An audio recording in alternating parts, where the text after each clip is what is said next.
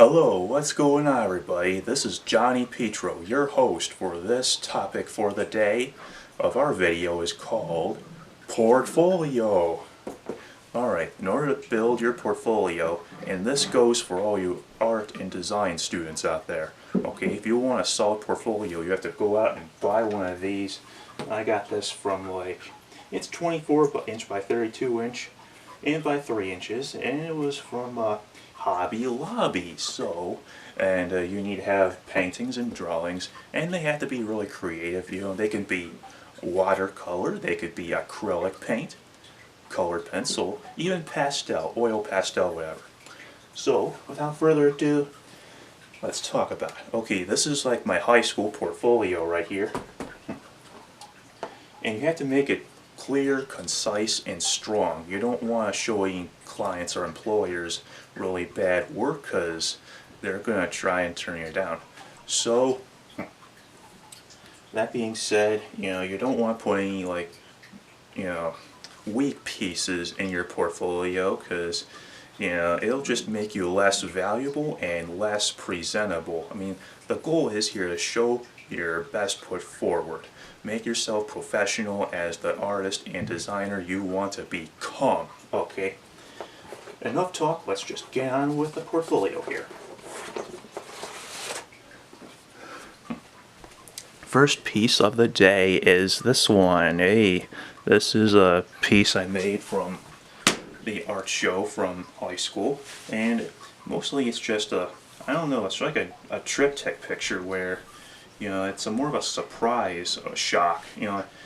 What this is going to remind you of is shock art. So first of all, I had to get a picture of a dragon, and I had to use books in order to draw one. And so I made colored pencil and ink, fuse it all together into an ink colored Prismacolor fusion, draw a dragon, and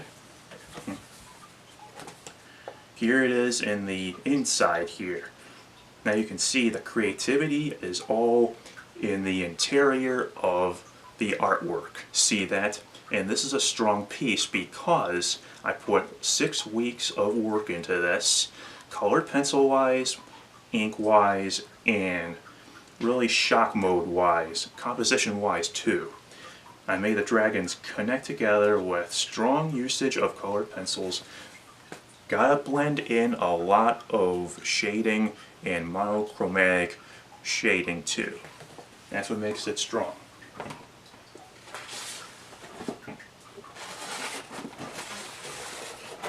Here we're going to talk about this piece too. This is piece number 2 right here.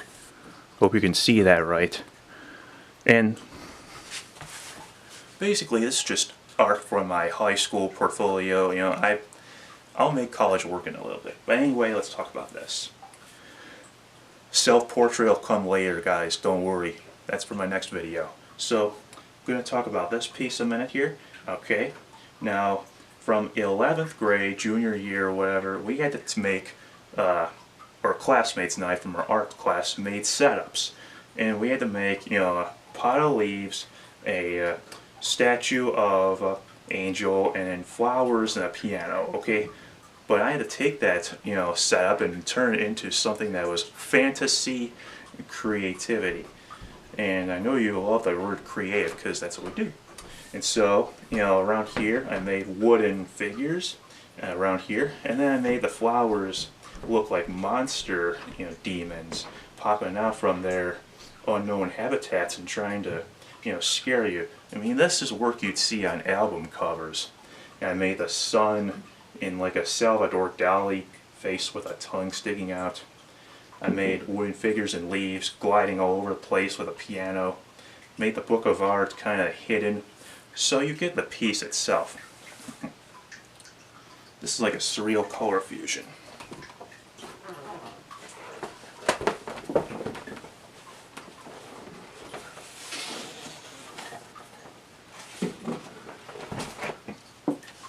Over here, I'm just going to show you most of the pieces that are well done. And this is an example of well done here, because now this was a deer in the wintry wilderness drawing, guys. As you can see it well. Yep, yeah, I know you can see that. Yep. I took my time and the liberty for 7 weeks to perfect this with colored pencil usage and really, dive in. Colored pencil takes tons of layers. Tons of layers, like 12 to 15 layers to make colored pencil look this good. So, and this won first place at the art show at the Cloverleaf High School too. So the background's creative, but it's more technical illustration, and the deer stands out.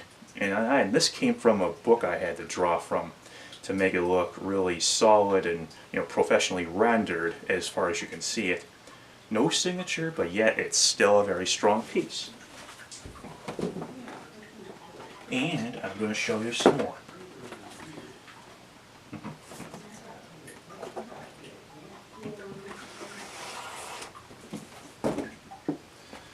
Now this drawing here was from my 12th grade drawing class, so you can see it well. The way my shadow isn't in the way. I think you can see that well. So to explain to you guys about this piece, this was in my drawing level number 2. And I took it again because I love that class so much. You gotta keep taking it to better yourself. And over here I improved upon composition well. And this is Peter Mac style drawing right here. More musically inspired, as you can tell. I was inspired by Ozzy and Jimi Hendrix because those guys came from the late 60s. And so I made this is colored pencil. I made the hair stick out. I made the rainbow very psychedelic, and the guitar and the hair. Made musical instruments all around with notes, and a guitar over here. And I used it in my portfolio because it shows how personal I am with this piece. Very musical taste in this, I suppose.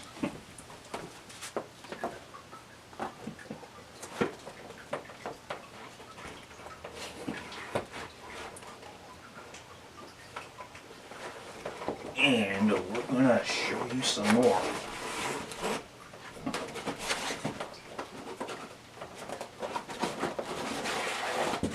Alright, so this is from my artist-inspired painting, Bob Ross, of course, but I didn't want to draw anything from Bob Ross's catalog of paintings. I just wanted to make it look personal again. I used the liberty of, see how Bob Ross does his paintings. He always puts like a big tree in the background with a foreground of a really big ass palm tree and a bunch of like water waves and stuff. Well, I wanted to take those palm trees and put them on both sides right here. And I'm walking you through my portfolio with as much in-depth study and explanation as I can to get you guys knowing what it's like to have one. Oh, and this is acrylic paint. He used oil paint for his pictures. I used acrylic because it's much easier to use. It's water-based and it dries quicker. That's what I love about it. Okay, moving forward. Hang on. This is a new piece right here.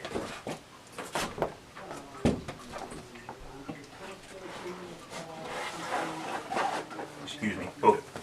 Here's a perspective drawing of what you call black and white uses of 2B and 3B, 6B, and 5, and 3H and HB pencils.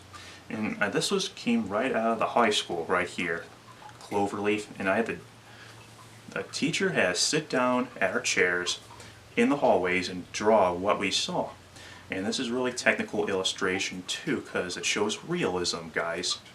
And of course it has an exit sign here too.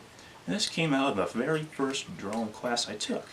And of course the lines get darker as you go along here, and then in the area that's closest to the background is very misty, whereas the darker lines get dark over here because they get very, that's the foreground for you. Of course I used the eraser to like shade in some of the areas that needed reflections, just to show more line depth in the pictures. It's a very strong piece, I'll say.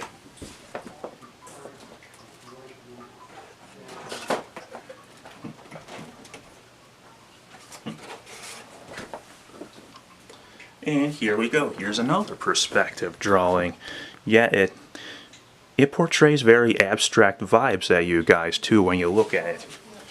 But when you see it, it's very, it's a fantasy picture, and I'll describe to you that this came out of Introduction to Art. That was the intro level class every high school student takes when they're in freshman year, called Art 1 perhaps. And I based this off the students that were in my class. Like, I made Matt's Pizza, I made Bill's Bakery, all kinds of other buildings that came out from my imagination. I mean, it's not really that finished piece, but you don't... I may take this out of my portfolio, guys, because, you know, it shows a little weakness on the side here. This is strong over here because, you know, I've been reworking this piece for so long up in my bedroom because, you know, if you don't strengthen yourself up, you could get a red flag for, you know, incomplete work, and that's what people don't give credit for. But, you know, it's an in-progress picture. It's showing strength. It's showing that I'm putting 12 layers of colored pencil on here, 3 to about 12, I'd say. Perspective is on point. Contrast is coming in through here. I'm giving life to my pictures.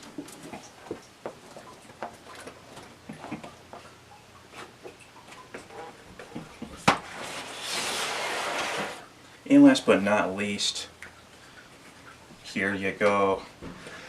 Last piece we're going to talk about here. Look at that.